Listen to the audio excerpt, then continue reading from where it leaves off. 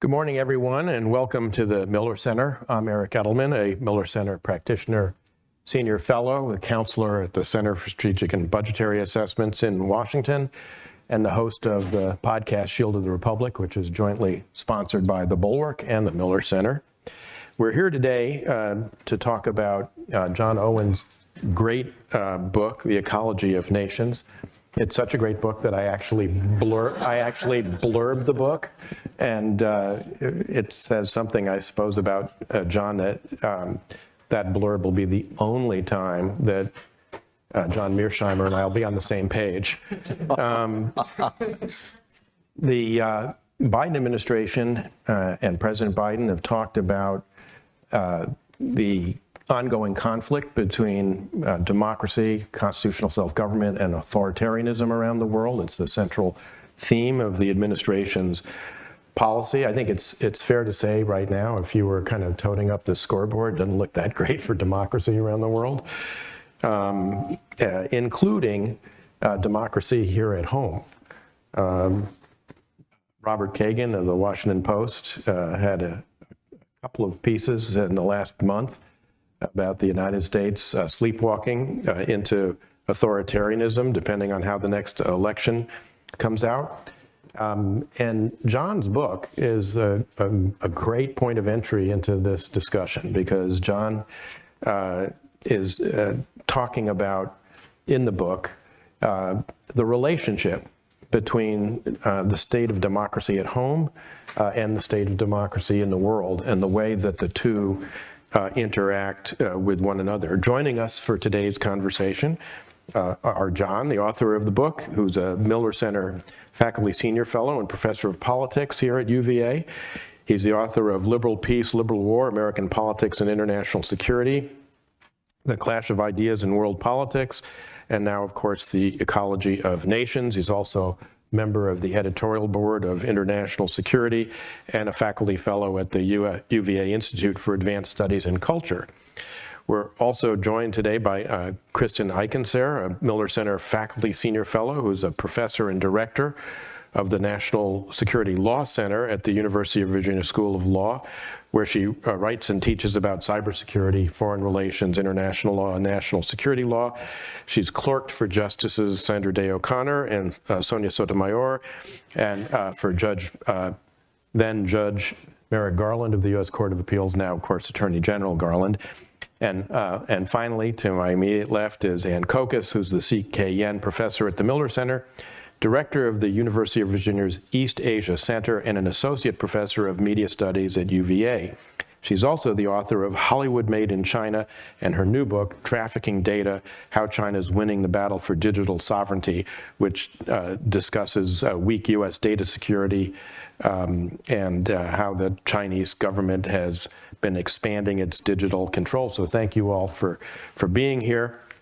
I want to just make a quick note for everyone in the audience. We are happy to take questions. For those of us in person, please submit them using the Q&A function, and we'll take as many as we can once we get started here. So let us get into it. John, why don't you, if you wouldn't mind, for the audience, sketch out the main argument of the book. I want to advise people, it's a very rich and textured argument, but John, why don't you try and do it justice here in like 3 minutes? 3 minutes. Thank you, Eric. Well, it's the lightning round.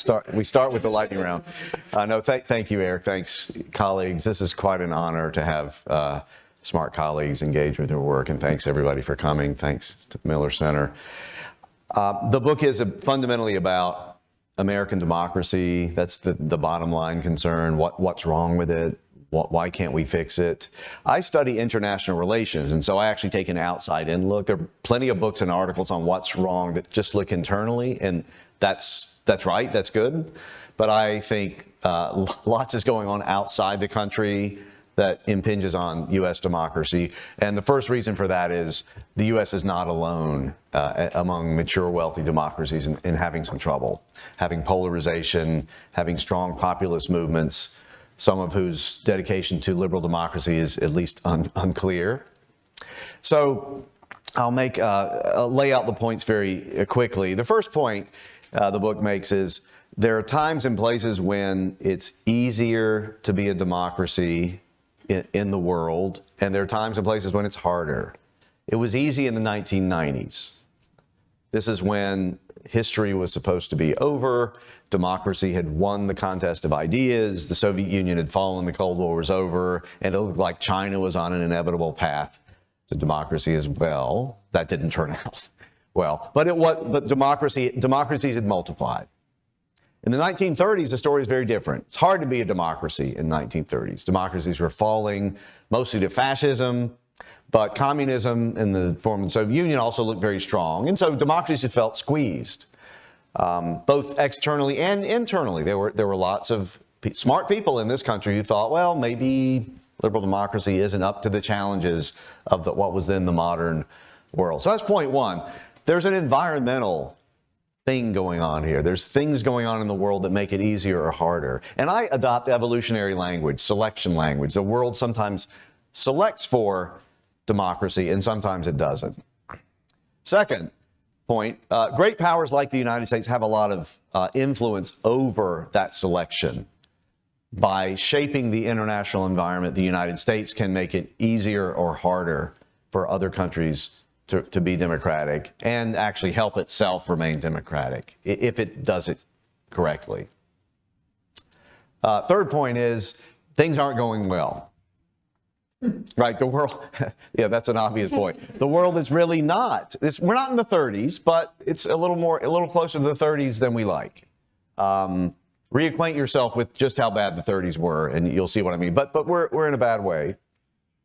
And one reason for that is we haven't been using the United States hasn't been using its leverage over the international environment properly. It has been shaping it actually unwittingly, unintentionally, to enable polarization, both economically and culturally, polarization, and to empower extreme populisms.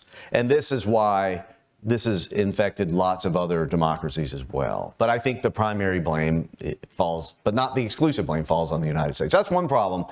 We haven't been shaping the environment properly to select for democracy. Second big problem is the rise and influence of authoritarian giants. And the main one here is China, but Russia also is doing what it can. And I want to be clear, these are countries that whose leaders are determined to keep their domestic regimes as they are. So Xi Jinping, like his predecessors, believes that for China to be a competitive, great country, the Communist Party has to monopolize power. And so they're bound in, so national security includes keeping the party in power. Russia, Vladimir Putin, the United Russia Party has to be in power as well. These leaders know, they wouldn't use the evolutionary language I use, but they know that the international system is biased in favor of liberal democracy because the United States shaped the system to such a huge extent since World War II. They're very aware of this. They don't like it. They like some aspects of it. They like an open world economy. But there are other aspects they don't like. So they are doing what they can to shape the environment, to reshape it, to favor themselves and their type of country. Just doing what's in their interest, just as the United States has been doing what's in its interests. And the last point I make that's less well developed is the United States now, as in the past, is not passive in the face of this international environment. There are things we can do to correct course, to shape the international environment in a way that supports democracy. Again, we're not doing enough of that now, but if we are really sober and know what we're doing and have the political will and the creativity, we can do this. So that's in a nutshell what I do in the book. John, before I turn to Ann and Kristen for some commentary on some of the challenges that the international order faces, could you unpack the notion of the liberal rules-based international order? I mean, this is an abstraction that we, and I'm including myself here in the royal we in government and academia love to throw around and talk about. But to me, it really basically is the system of alliances that the United States established after World War II. It's multilateral alliance in Europe, and then the bilateral so-called hub and spoke alliances that we established in in the Indo-Pacific with Japan, the Republic of Korea, the Philippines, and once upon a time, the Republic of China, now Taiwan, although that was abrogated in 1979. And the sort of set of trade and financial arrangements, again, established mostly at the end of World War II, modified from time to time at Bretton Woods and elsewhere, the World Bank, IMF, GATT, which then became the WTO. So can you unpack this notion of the liberal order so that we can make it a little less abstract? Yes, yeah. You're right about the abstraction. It's useful to, this is why we do it. We don't really unpack these notions. So yeah, what do I mean by the international environment? That's part of it is what you said, Eric. I group that under international institutions, rules, norms, and so on. These are, so what I did in writing the book was I looked at what are elements of the international environment that actually arguably impinge on countries' regime type. So what are the Chinese worried about? What worried the United States in the 30s? What worried FDR? Why did he think democracy was in danger? What are the what's going on? So international rules, institutions, norms are definitely part of this.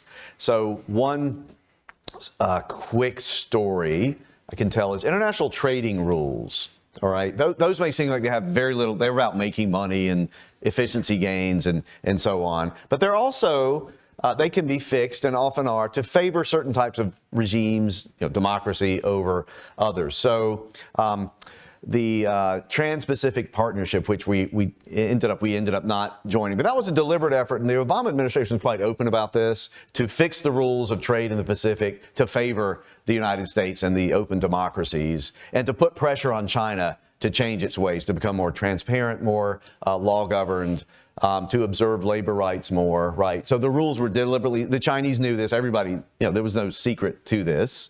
The United States under the Trump administration actually pulled out of this thing, which I think made the Chinese quite pleased because then the pressure was off. But that's just an example. Others are human rights norms and rules, the way the United Nations interprets and issues reports on human rights, very biased, deliberately so, in favor of liberal democracies. The list of rights are the ones that we believe are true. The Chinese don't like these rules. The Russians don't like them. They have been working assiduously at the UN to change those. So, and I could go on. So that's one category. The second category is information. And here I mean information about which regime type works best in today's world. So that sounds fairly simple, but elites, if you look around the world, there's a lot of good social science on this. Elites in other countries pay close attention to what works and what doesn't in other countries, especially in smaller countries, newer countries. They want to know what policies, and also, does multi-party democracy really lead to development, or might single party or a dictatorship? And so that information changes depending on the success or failure of democracy. So in the 1930s, democracy looked like a failure. And elites in a lot of places, including this country, were saying maybe we need to change. Maybe we need to adopt the wave of the future of fascism or communism, right? Countries also try to affect this through propaganda all the time. Or we prefer to call it public diplomacy. But we are trying to get elites to think well of democracy so they'll adopt our system, or if they have it, so that they'll keep it. The Chinese, the Russians work very hard to do something very different, to knock down the U.S. model liberal democracy, right? The third element, so that's the second element, information. Third element of the international environment is what I call the balance of power among regimes. So how many democracies are there in the world anyway, and how powerful are the democracies? So it's a kind of a complex variable, if you will. But there's good political science research on this. If democracies are more numerous and more powerful, it is harder, especially if they're your neighbors, it's hard to remain authoritarian. You can do it, you're going to pay a price. You're going to pay a price. So think about, this is one thing Russia fears. I'll just cut to the chase on Russia. Russia is very fearful, not of an invasion by NATO. I think, I can't, it's hard to credit that fear. But Putin and the regime are quite worried about the so-called color revolutions. The more their neighbors to the West become democratic, the harder it is for Putin's regime to stay in power through all kinds of mechanisms, right? Example, social contact, trade, family members, all kinds of things. These are called neighborhood effects. So those are the main three elements, Eric, of the environment. And again, the United States has been very good at playing this to its favor since World War II, but not so much recently. It's got competition out there that's pushing the other way. Well, Ann, let me turn to you because, as John has just said, and as he identifies in the book, the main geopolitical challenger to this U.S. orchestrated global liberal international order is the People's Republic of China. It's identified in any number of U.S. strategy documents, national security strategy, the national defense strategy, as the pacing challenge for the United States in this conflict between democracy and authoritarianism. And it does seem that China has devoted enormous amount of resources, as John was just saying, to challenging the order and the United States in the information domain, if you will. Just this morning, for those of you interested, there's an article in the Financial Times about the Ministry of State Security suborning a right-wing Belgian parliamentarian to sow discord between the United States and its European allies. There have been well-documented efforts in Australia and New Zealand, documented by Anne-Marie Brady and Clive Hamilton in Australia. In Australia, they even have a Netflix television show, Secret City, that you can watch about Chinese influence operations. It's actually very entertaining. I commend it to the audience. How should Americans, Anne, think about this effort by the PRC? What can we do about it? And how do you think about it in light of the argument John presents in the book? Thank you, Eric. And I just want to say what an honor it is to be here to discuss John's book and to be here with such esteemed colleagues. I can't underscore what a delight it was to read this and how enjoyable it was. And I have to tell you, this was me reading it at the end of a semester after an entire, and it was a page turner, which is something to say for international relations theory. So I really want to highly recommend that everyone pick it up because it's really terrific. Bless you, Michael. No, it's true though. I wouldn't, trust me. I wouldn't steer these people wrong. But one thing that really struck me about John's work is the way that he used this term ecosystem engineering to refer specifically to the Chinese case. And Eric, you brought up this idea of the information ecosystem, and I think that we can definitely see the way that China has been doing that within the context of the diffusion of different Chinese apps and platforms globally. We've seen the kind of pervasiveness of WeChat as a tool for communication between China and other countries, as well as the debates about Chinese influence on TikTok and via the Chinese firm ByteDance, which is its parent company. But one of the things that really struck me about this broader concept of ecosystem engineering is both the ways in which it impacted the information environment, but also the ways in which China has been looking at different sites around the world, different ways to exert influence where the U.S. has not necessarily been taking as much of a role. So when we think about leadership in the context of space, or when we think about leadership in the context of new emerging technologies and standard setting. So one really interesting context is if we look at United Nations ITU standards for AI and for optical engineering, and how that is guided by a lot of Chinese firms because they don't have to face domestic competition at home, and as a result can actually take the leadership in technical standard setting in ways that U.S. firms that are subject to competition domestically really can't take leadership. So we're seeing this type of entrepreneurial standard setting, this type of entrepreneurial ecosystem engineering in places where we might not necessarily see U.S. involvement as much. So one of the things that John emphasizes in the book is the ways in which China is competing, where in traditional areas of US power, but we can also see this kind of ecosystem engineering in places where to create power in new places, in new sites. And I think this is something that this concept of ecosystem engineering, when applied to the ecology of nations in a Chinese context, is really rich and really powerful.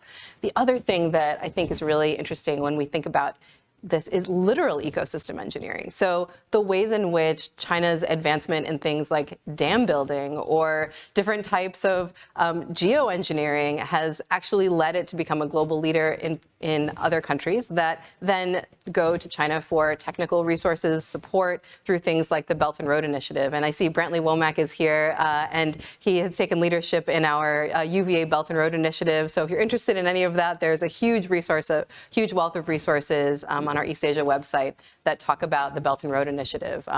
So I think that we can look at this both from a technical standard setting perspective, from an information diffusion standpoint, and also looking at different ways in which the Chinese government has actually been able to pioneer growth and influence that the US hasn't actually taken leadership in. So with that, I'll turn it over to you, Eric. So what should the US do about that?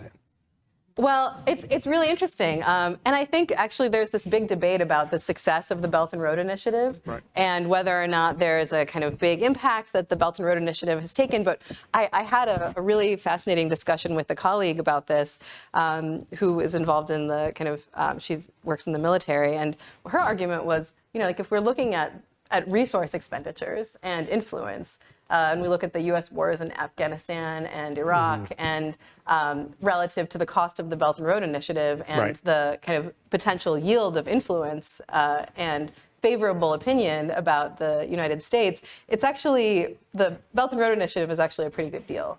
And so some would argue, and I don't know that this is my argument, particularly in our incredibly unstable world right now. But some might argue that looking for new ways to exert power that aren't necessarily reliant on the kind of militarily focused influence operations that we're seeing often in the US context might be a way to help compete with China in domains where they're actually able to relatively cheaply accrue power and influence in different countries where there might be a bit more debate about whether or not there's an authoritarian regime or a democratic regime is appealing. Before I go to Kristen, though, and I know I'm. do you want to say anything about banning TikTok or Confucius Institutes, other things that people have talked about? Yeah. So I think that so one thing that I think we can see is that things like Confucius Institutes, for example, are a very cheap form of influence operation. And frankly, as a former Chinese teacher, we're something that is sorely needed and hasn't been replaced in a US context. So all of that Chinese instruction capability has been eradicated, but hasn't been refunded in a US educational context. So which is a real problem. It's a real problem, but also it leaves a hole where there are educators in the US who are like, man, I really miss that time when the Chinese government was funding our educational services. And this is a relatively inexpensive, this is a relatively light lift for something that would be quite valuable for up-and-coming US citizens. And similarly, within the context of something like influence by Chinese tech platforms, TikTok, we can think of as one, but there are a variety of different examples, which you can read about in my book, Trafficking Data. I talk about everything from gaming to household devices to payment platforms. But one thing that we can see is that within the US context, this kind of weak regulatory environment that operates for the oversight of tech platforms that operate in the US allows for this type of entrepreneurial influence making. Which, by the way, is an outgrowth of what John identifies as the move from welfare liberalism to open liberalism that took place in the 80s and 90s. Well, that's a great segue to turn to Kristen to talk about the tech side of this. When the rules-based order was, more or less established in the late 1940s, early 1950s, there was no internet, there were no cyber issues. I mean, we've now had a lot of major cyber intrusions, attacks by either state or non-state actors, which is another, wrinkle and complication, or non-state actors acting either with the permissive environment created by state actors and maybe encouragement by them. I have in mind the Colonial Pipeline hack about 2 years ago. We've had the Sony hack by the DPRK. In the context, Kristen, of John's argument about the ecology of nations, how should Americans think about that cyber dimension and the potential for attacks, including potentially pretty damaging cyber attacks on the homeland if we ever got into a conflict, say, over Taiwan in the South China Sea or something like that?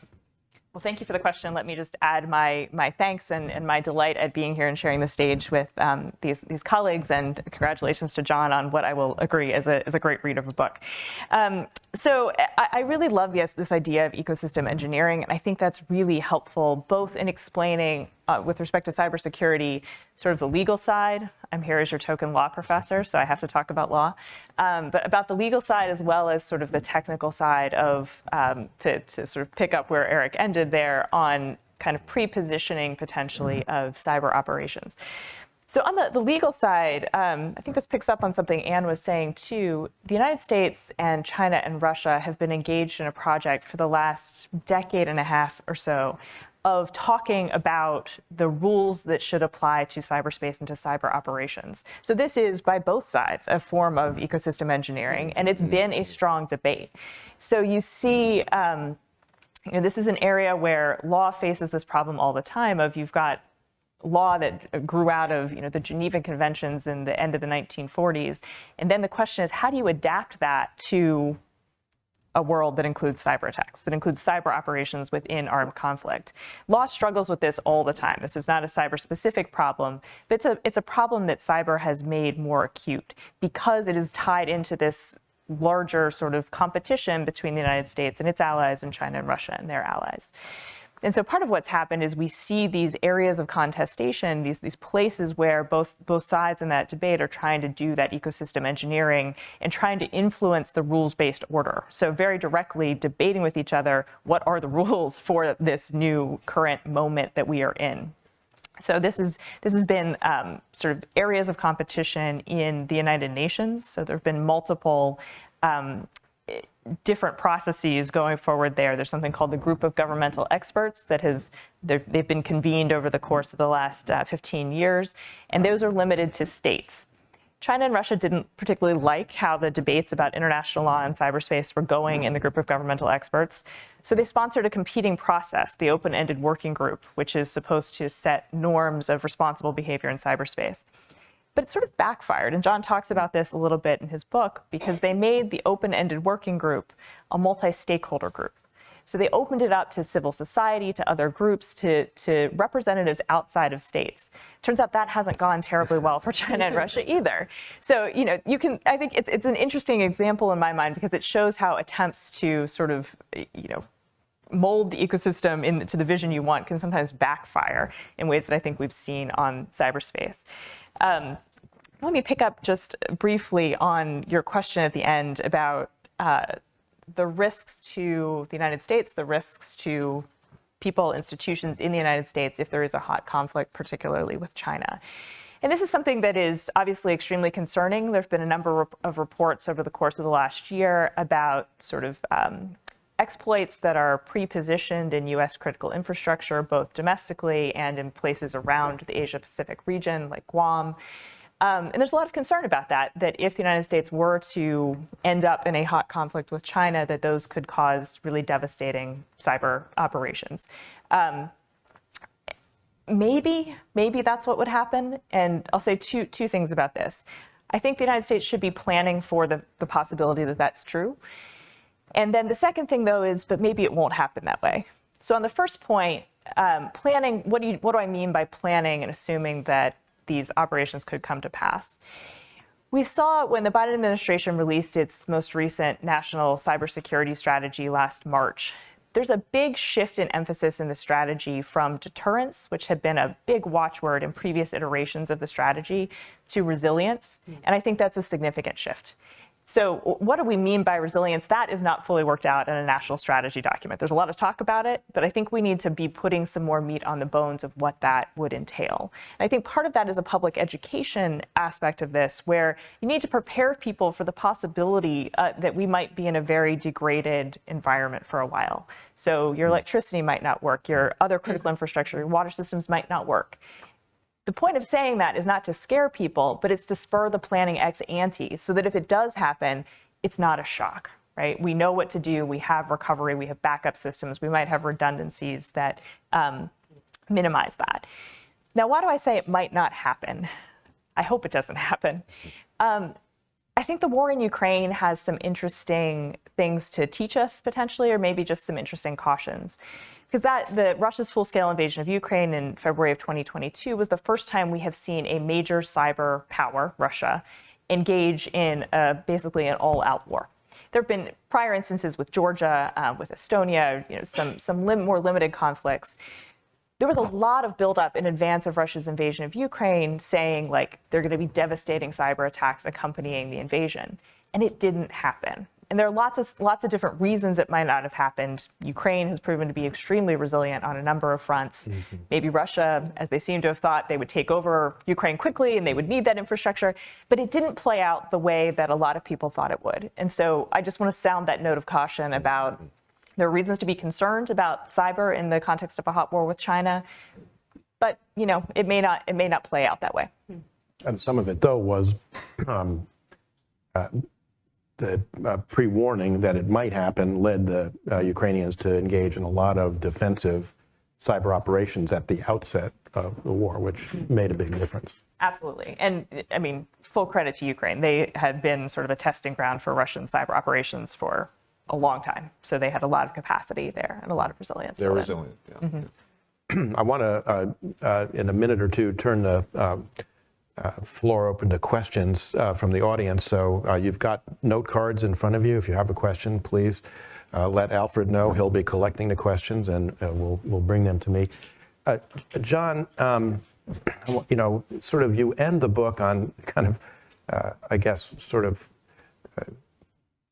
I would characterize it as sort of physician heal thyself, the United States ought to be like trying to fix its own democracy if it wants to be able to have influence, on the ecology of nations, as you put it. What do you see as the key elements that the U.S. needs to undertake in order to do that? Yeah. Right. Yeah. There's this is not, though it's a book about international relations, it's not a blame the foreigners book. I hope not. No, it's Togo. We've met the enemy in its exactly. Although again, China and Russia are players. They're there, but the U.S. Needs to look to itself first. So, and here I take really seriously the studies that have been done of a couple of things, that have happened in U.S. society, both contributing to what we call polarization. There's tons of literature on polarization, which is roughly the separation, not necessarily, although sometimes, yes, physical, geographical, but more kind of ideological, normative, cultural separation and economic separation of a society into two camps, each of which thinks the other is dangerous, is not really, American or not really British or, what have you. So this is not my unique original insight, but I take it really seriously because I think the way it plays out in a two-party system we're seeing, it means the just potential for inter-party cooperation it gets to be almost zero, and at election time, each side regards the other as just completely dangerous, and thereby does become dangerous to the other. That's the trick of polarization. It is not. We're at the point where, in fact, there is danger. So. How did we get here? Complicated story. I tell a story. I will not recount my long longitudinal story of of the evolution of liberalism itself. But we are a liberal democracy. Liberalism has to do with individual freedom, with the safeguards in the Constitution and constitutional law of individual liberties over against the state, over against society, and so on. That's a very abstract notion. We have filled it in different ways over the decades. So the original version was classical liberalism. Then came welfare liberalism, Eric alluded to a minute ago, the New Deal. It was around before the New Deal, but it really took hold. And it involved regulating the economy, redistributing wealth, because individual liberty, the majority of elites thought, wasn't being served anymore by classical liberalism.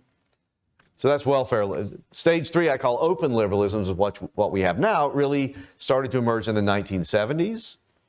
It was a deregulation of the economy, coupled with a kind of a cultural move coming out of the 1960s, wherein personal liberty really becomes defined as a throwing off of traditional norms and boundaries and so on. And these two, the economic side, which is sometimes called neoliberalism, sorry for all the isms, and the cultural side really fit together. They didn't emerge from the same people, but they've turned out to fit together pretty well. And I'm very torn about this because I think open liberalism has done wonderful things. In my field, I think it helped win the Cold War, actually. I think this is what really put pressure on the Soviet Union because growth was spurred, and the Western culture coming out of the 60s was quite appealing to lots of parts of the world. So, all praise to open liberalism, or not, 2 cheers, let's say, 2 cheers. I think the problem is it really has led to serious, this polarization I'm talking about. Lots of people feel rightly very, very left out by all the progress, the economic progress and growth. And we have data on this, just, it's not really a controversial point. And so... And on the cultural side, please. It's led to enormous movements of people around the world, which has generated all sorts of backlash over immigration, not just in this country, but That's right. That's right. So again, these are delicate things to talk about. That's a problem with living in a polarized society. When you say the word immigration, you think, how should I frame this? So I'll just say that it is a political, we have data on this too, where immigration has been highest. The appeal of populist parties, so regions within countries, the appeal of populist parties is higher. Make of that what you will, but I think there's something to think about and work on here. At the very least, about the distribution of immigrants. And I've looked at Europe in this regard too, and it holds up really, really well there as well. So I gesture in the book toward the end toward how do we, is there a new form of liberalism? Can we think of our bedrock values of safeguarding individual freedom? Because I'm not going to give on that. But because we've changed our ways of thinking about that in the past, can we rethink it again? And I say, well, one problem I think with open liberalism is it's so open that it really puts pressure on people to have multiple careers, to live in lots of different places. It makes it kind of hard to commit to a community, right? To a career, to a family. I mean, and in return, you have the promise of if you're flexible, if you're fluid enough, you can move anywhere and do really well. But what about people who don't want to do that or don't thrive in that kind of society? And I think we have a lot of folks like that, and they're part of a democracy as well. So I talk in the book about how we might rethink this. Maybe we can't return to classical or welfare. That's not what I'm calling for. But there might be elements of those older liberalisms we can learn from. So, well, not surprisingly, we've generated a certain number of questions here. So let me turn to those. I've got 2 questions initially here, one for you, John, and one for you, Anne. So to John, how do your ideas contrast with Peter Zeihan and Samuel Huntington?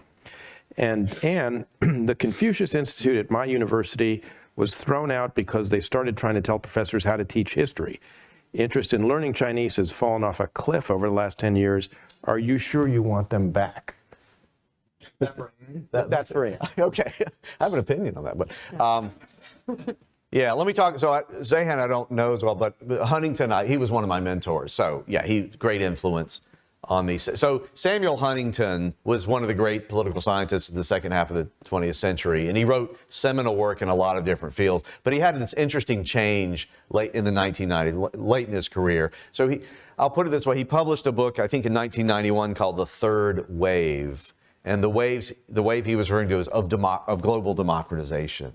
And I use that book a lot in my own. I say, the third wave is over. We're in now what Huntington called the reverse wave. The wave is moving out to sea, and you're seeing all sorts of things on the beach that you didn't know were there, right? To extend the metaphor a little bit. And Huntington thought the third wave was great, but it was a global phenomenon, not everywhere, but there were parts of the world that had been relegated to permanent authoritarianism, Latin America, parts of Africa, parts of Asia, that were now democratizing, and now meaning in the late 80s and early 90s. Only a few years later, Huntington wrote a book called The Clash of Civilizations, which is, I think, more famous, more notorious. It's a cultural turn by Huntington, and I thought it was provocative, interesting, had a lot of good points, a lot of truth, but I was a little bothered by the way it seemed to be backing away from democracy as a global phenomenon, a potentially global phenomenon. Huntington at this point really is talking about it as a Western phenomenon that's confined to the West, and necessarily so because it's a cultural thing, right? So I would say there are two Huntingtons. My argument is more in line with the first Huntington. Again, I don't want to throw out the Clash. The Clash has a lot of good points, and we ignored it at our peril. But ultimately, I think it is the cultural determinism was wrong-headed. So. And on the Confucius, John, if you want to opine on that too, I'm happy to. Please. No. So actually, I want to thank whoever asked this question because it gives me the chance to reinforce my previous statement, which, just as a point of clarification, was not that I would encourage or welcome more investment by the Confucius Institutes, but rather that I would urge the U.S. state and national governments, as well as private foundations and other funding agencies, to invest in language training and the study of Chinese history and East Asian history in K through 12 and university environments. And I think that the absence of the Confucius Institutes, rather than indicating a need for greater Chinese influence in the U.S. educational system, really suggests the need for greater global awareness by U.S. Education funders for increasing the amount of funding and support we have for the study of East Asian languages, and Chinese in particular. And I think when we're looking at vectors of, and I don't think of Chinese language education necessarily strictly as a vector of influence. When I started studying it was because I really love the films of Wong Kar-wai. So, let me be very clear that there are a lot of reasons to study Chinese that are not just for, global competitiveness. But I think when, if there's a national security strategy that looks at China as a pacing competitor, and there's a rampant disinvestment in area knowledge, that's not necessarily moving the ball forward for the U.S. I agree. And so I just want to emphasize that as I think a relatively low piece of low-hanging fruit that the U.S. could. It's not very expensive to fund Chinese language classes, guys. This is really, as compared to like dealing with cyber infrastructure in a hot war. This is something that we really. It makes the point, honestly, that we have not had a contemporary equivalent of the National Defense Education Act that was passed after Sputnik that a lot of us ended up learning Russian as a result of. So, next question is, democracy seems to be losing traction today worldwide. Does the emergence of AI enhance or retard democratic institutions' health and survival? Kristen, do you want to take that one? So glad I have colleagues up here. It's a great question, and one that obviously, like the implications of AI, they're going to be tremendous, and it's going to touch on everything. So let me take some maybe discrete pieces of this. So I've been thinking a bit about the role of AI in cybersecurity, and also the role of AI in sort of misinformation and disinformation campaigns. And there have been some recent reports about how certain foreign competitors of the United States that have already engaged in information operations are now beginning to use AI to sort of beef up their capacities, right? So they can use deep fake images, deep fake videos to make more credible, increase the engagement on information operations that they were already running. So that's obviously concerning from the perspective of democracy if we think that these information operations are going to be made more effective or if they're going to reach more broadly because of AI. Another way that AI is concerning, to go back to the compromises to critical infrastructure issue, is that from what I understand, so far, one of the use cases for AI in cybersecurity is to make spear phishing emails more effective, right? So you can, instead of having a person who has to sit down and sort of tailor phishing emails to make them more effective and more targeted to particular people, you can do that at scale with AI. And so it's going to be a sort of cat and mouse game, a whack-a-mole game, pick your animal analogy here, for a long time. And I don't think we can really forecast very far out about, is AI good or bad for sort of democracy? But there are certainly points of very specific concern about its current and near-term uses that are worrisome. I have another thought on that. Writing this book forced me to look at labor markets and what happens to wages. It's not just immigration and investment. It's automation, which is really not strictly speaking part of the ecosystem engineering, but it's part of modern capitalism, clearly. And it's a boon, enormous efficiency gains, right? Pull your phone out of your pocket. How do we get these miracles in our pocket? It's through open liberalism and globalization and so on. But I'm one of those people who worries about AI as a kind of a turbocharged automation, which will at least transform labor markets, put a lot of people out of work, and force them to retrain. Now, friends of mine, I have friends who are bullish on AI, said, don't worry about it. This is just, we've done this before, the printing press, the steam engine, all kinds of things. And there's always work for people, always productive work for people to do. And I'm sure in the long run that's true, but I do worry about the short and medium run. Again, I'm not an economist. And so I'd love to be corrected on this and not to worry, but I do worry about it. So, Ann, do you want to opine on AI at all? I always, but I want to also make sure that we get more We got questions. time. We've got time. Yeah, so I think that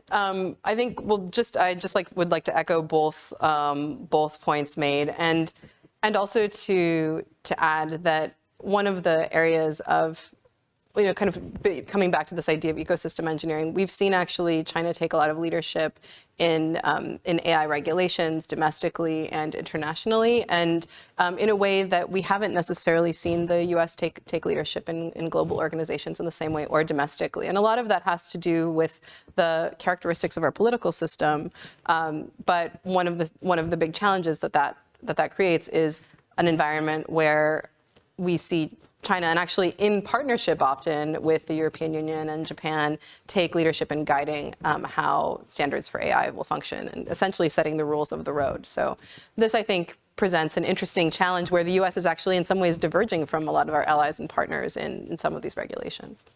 Actually pick up on that. We'll just keep going around here, around on AI. But I think to just build on that, I think another way that AI is influencing the sort of ecosystem at the moment is that concerns about AI competition between the United States and China, and the potential for AI to be used in military systems and in other ways that are detrimental to the United States, is driving a tremendous amount of U.S. policymaking in the national security space. This is why we have the export controls on semiconductors, on advanced semiconductors and chips, right? So this is it is part of what is concern about AI, is part of what is fostering this sort of back and forth between the United States and China in attempts to regulate and slow and make sure that each country is attempting to make sure that it wins this competition.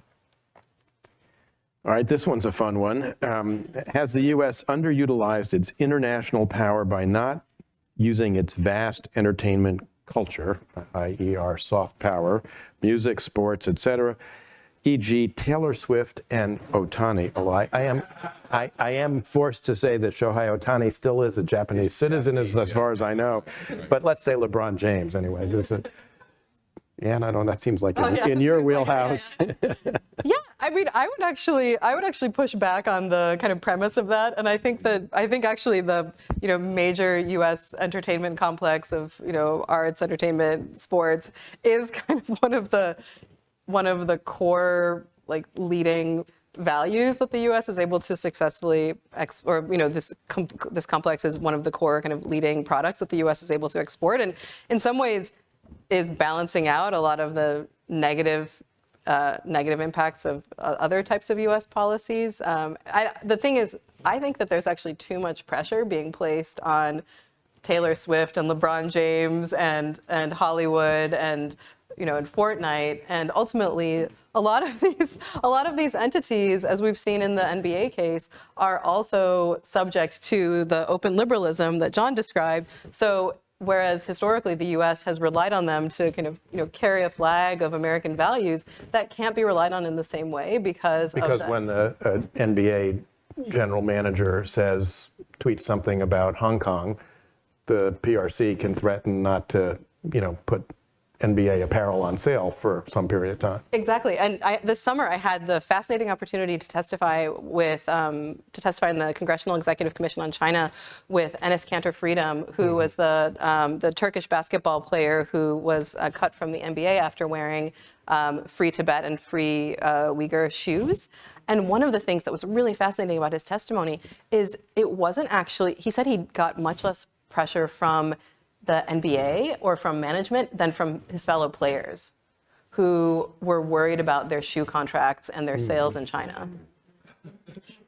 Which is very interesting. Yeah, so I just want to draw you out for a second on the soft power issue, because as a former government official, one of the things about the soft power debate that I've often found perplexing is that it's not an emanation in any way of government power. There's no way that the U.S. policymaker can't say, well, we're going to use our soft power to solve this problem, because it's just happening. It's just radiating out of the United States. So am I wrong to think that? I mean, is there some more deliberate way that we can harness our, quote, soft power to advance, for instance, in John's parlance, the ability of the U.S. to influence the ecology of nations? So, John, I am so glad you brought this up, because this brings up my first book, Hollywood Made in China, which I'd also urge just shameless plugs left and right. But just trying to serve up a soft right. But actually, this brings up a really important point, because one of the questions that I got a lot when I was doing my field work was basically. And at this point, I was living in LA, and and the Chinese government officials I was talking with were like, how do we leverage the Chinese film industry to be able to disseminate Chinese values like Hollywood has done? And the reason why Hollywood is able to disseminate American values is because there's the film producers I was talking to and the directors, they're not government people. Right, they don't they are just trying to do things that are cool and fun and interesting and make money. And so that's actually kind of the power of soft power, is its distance from government. Exactly. All right, I think we have time for this one last question, which comes from my former Foreign Service colleague, a fellow retired FSO, Fletcher Burton. Recently, the U.S. has turned to less structured partnerships without formal treaties, such as the G20, the Quad, and AUKUS. Is the golden age of U.S. alliances over, and what effect will this have on ecosystem engineering?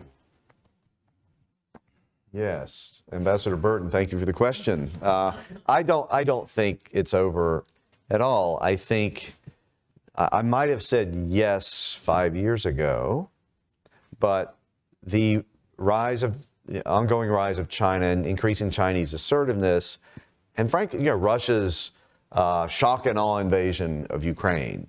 Think about February 2022, how shocking that was to the international system, have actually led to growth and solidification of the U.S. alliance system, at least in certain parts of the world. And I have in mind, but NATO, so Finland and Sweden, two longtime neutrals, very quickly decided they wanted to join NATO, and public opinion flipped.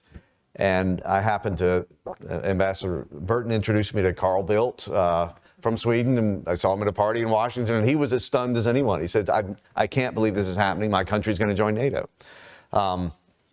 That's one of Putin's achievements in invading Ukraine. But in East Asia, it's much more subtle, because China has not invaded any country. China, is much more restrained. But nonetheless, it is, I'll call it mischief in the South China Sea and signaling toward Taiwan has made the United States more popular in some foreign offices in that part of the world than it has been before. These are countries in Southeast Asia, Australia, New Zealand, who actually don't want the United States to leave the region anytime soon. They love Chinese investment. They cannot do without China. They're winning economically, but they do worry about the security environment. And who you're going to call? Well, the United States, because it has the world's biggest Navy and it's far away. It's never going to invade, right? It learned its lesson in Vietnam. It's not going to try that again. It's about protection and keeping sea lanes open. At least that's the reputation. I think it's justified. I think that is one, compensation for the danger out there, I say, to democracy, that some countries are seeing this and pulling together, so that Emmanuel Macron, only a few years ago, 3 years ago, said NATO is brain dead, and he is not saying that anymore. John, let me ask you a slightly more, I think, challenging case. So before October 7th, the Biden administration had made one of its central preoccupations expanding the Abraham Accords that were signed in the Trump administration. Right. Including the possibility of normalization between the Kingdom of Saudi Arabia and Israel, but the price that MBS, Mohammed bin Salman, was demanding was a formal security commitment by the United States, i.e. a treaty commitment.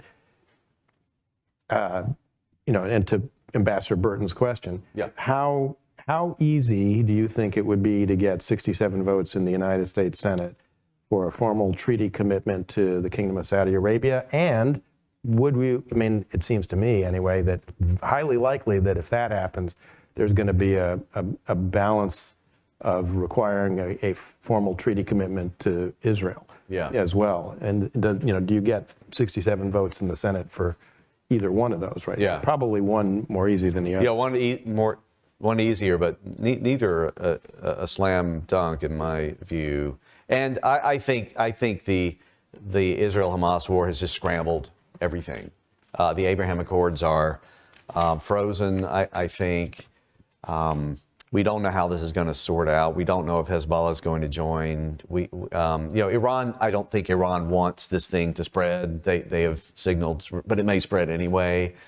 Saudi Arabia, through the Chinese have very cleverly brokered an agreement between the Saudis and the Iranians. That's not an easy thing to do. Credit to the Chinese for doing that. But there's still a lot of worry that those two countries are not natural friends, right? So things may sort out eventually, so that we revert back to the Saudi-Iranian opposition and the Saudis moving toward Israel the way it was before October 7th. But we just don't know. This thing is really awful that's going on now, and it's having effects across the region and across the world. And this is an example. I think the United States has a real role that we are playing, and it's not going to stop. But things are too scrambled now, I think, to say for sure. Well, we could carry this conversation on, I think, easily for another hour, but we've reached the end of this hour. I want to thank all of our panelists. Thank you, Ann, Kristen, and John, especially you, for writing this terrific book. I hope we've whetted the audience's appetite to read this book. There are copies actually available for purchase outside, and I believe for signing. So, and with that, please join me in thanking our panelists for